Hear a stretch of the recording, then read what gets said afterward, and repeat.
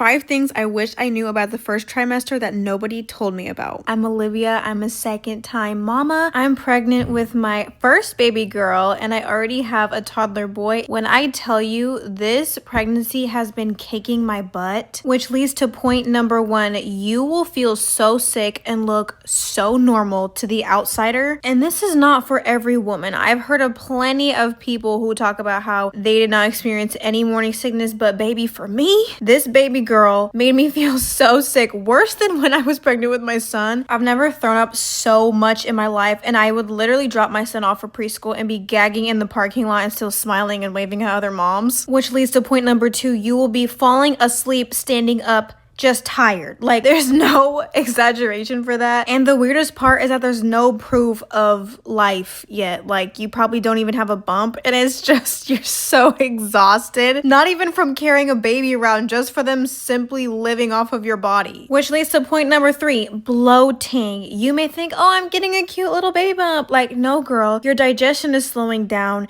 You may not be able to go to the bathroom, and you're just bloated. Like, think about when you get bloated from your period and it's like really bad, several months.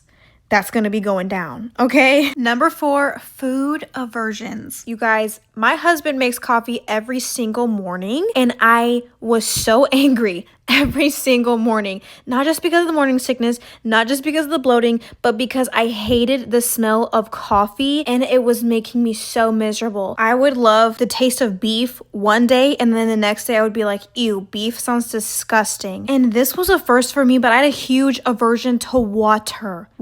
I don't know why.